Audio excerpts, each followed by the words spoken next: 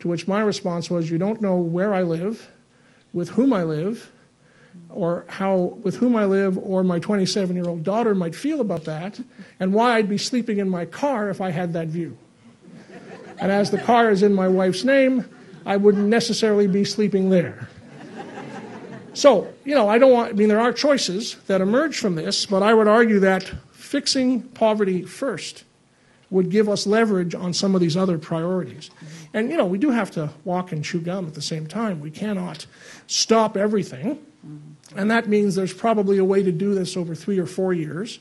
There's various methodologies. One is, now you have to be 65 to get the guaranteed annual income supplement. What if we every few years reduced it, 64, 63, 62, and began to move it into the working age population, where we have some of the worst poverty numbers of any country in the OECD. That's one way of doing it. The baby boomers would like that. Thank you. Oh, sorry. Yeah, sorry, Todd. No, go ahead. I'm not going to compete. We probably disagree anyway, Let me just say about Todd before he speaks, I understand that he is the originator of the motion in your legislature which brought this whole process into being. So let me, as a Canadian,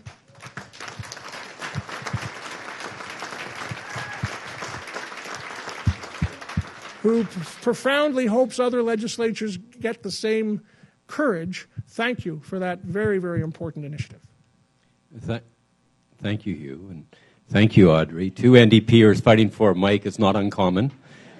All our conventions, we do that.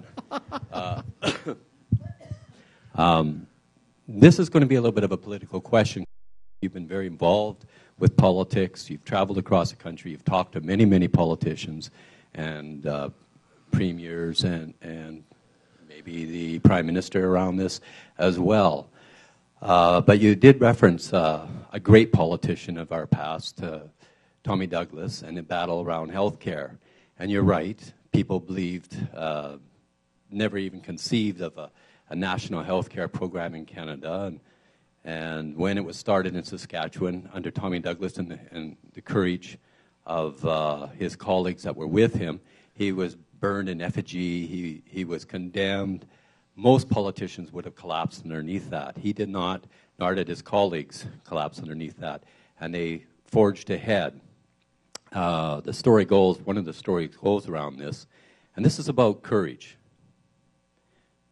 Great leaders, to me, have great courage, compassion, and this epitomizes this. When he was the premier, he called in the deputy ministers that would be affected or that need to do the work to bring in this health care policy that he was initiating in Saskatchewan. And he told them what was going to happen. And he said it had to happen in 3 months, roughly 3 months. They gave him a million excuses why it was absolutely impossible. And they needed to go out on studies, they needed to go do this, they needed to go do that. They needed to delay it, they could not do it. And he said very bluntly to him, and sorry, Stu, this might be a little harsh for you, but he said very bluntly to him, he says, you have 3 months. If you can't come back with how we're going to implement this in 3 months, come back with your resignations. They came back in 3 months, and guess what? We got health care in a province, and from there we got health care in Canada, and it's what we identify ourselves so greatly around as Canadians. Audrey had mentioned earlier that, actually you had mentioned it, what Audrey said last night, which was, we know what the problems are. We have studied this to death. We have witnessed it. We live with it. We see it. And so many people here work with it. It's time now that we fix it. We move forward and talk about the positives of what we can do. The guaranteed annual income, or whatever name you want to put on it, has been floated in the Legislative Assembly by the NDP before. We haven't had the courage or the compassion to move forward on it yet. I believe that's what we need from our leaders as well. My question, though, Hugh, is what is the feeling that you get across Canada in regards to the changes that you have articulated well here today? And is there really a true commitment that the system that we have can be so much better, just as the healthcare system that we got now was so much better than what we had before? Todd, thank you for that question, and I think it's right on the nub of the challenge. You know, you made reference to Tommy Douglas. It's interesting how that courage and compassion in Saskatchewan became our national policy across every province. Diefenbaker was Prime Minister, also a prairie boy, knew a little bit about the Depression and all of that and what that did to people.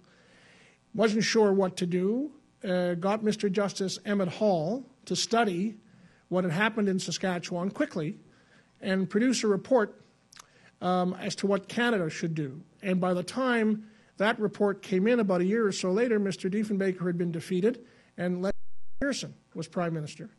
And he adopted the report. And the provinces, Tom Kent and others, were given incentives to bring in health insurance across the board, and that's how it became a national program. So its paternity is important, or maternity as the case may be. It was NDP originally, Conservative bridge, Liberal implementation. And that's one of the reasons today that you can attack us on anything. You can attack a Prime Minister who some people think is quite right-wing on some issues.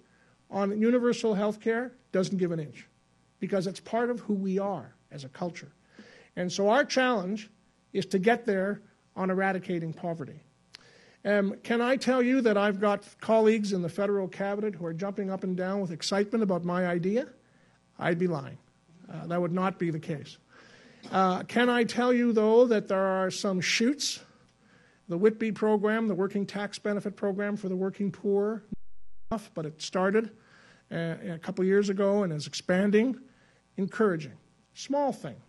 There's a great organization called Pathways to Education, which fights the dropout level, takes it down in some communities from 70% in certain low-income areas to 6 or 7%. They got $20 million in the budget to expand their services across the country, most recent budget. So there's hopeful signs. But I have a view about where good things go and get started. This is my Bill Davis, I'm afraid, Ontario bias. Good things start in the provinces. Good ideas go to Ottawa to find a place to die. And it doesn't matter who's in office. I'd like to say it's better when my team's in office, but the record would say that no matter which team is in office, there's a million reasons to find a complexity which does what those deputies do to Tommy Douglas. And in Ottawa, sadly, it works. In the provinces, not so much. And, you know, in Ontario, Mr. Robarts was the premier. He didn't like this idea of Tommy Douglas's. But with every other province signing on, Ontarians said to him, and his own caucus said to him, well, what are we, chopped liver? They're going to have universal health insurance, and we're not? So I think it's going to be a territory or a province that gets this thing rolling. And I know that you have a lot of folks from Newfoundland and Labrador who've moved to the north for job opportunities.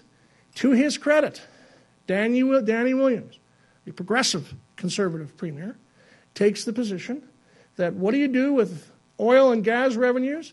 You bring every income security recipient right up to the low-income cutoff. So nobody lives beneath it now in the province of Newfoundland and Labrador. Now, expensive, he argues not doing it way more expensive. He is taking the case. I hear the deputy ministers for this area of activity and for health are going to be meeting in Newfoundland in a few weeks. Maybe that's an opportunity to get a little bit of learning to spread. And all you need are 1 or 2 jurisdictions to say, we're going to be doing this, and you will see how quickly the pressure builds on others. I don't know whether Tommy had a national strategy or not. He had one for Saskatchewan, and he made it happen, and it spread like wildfire. Within 5 years, everybody was there.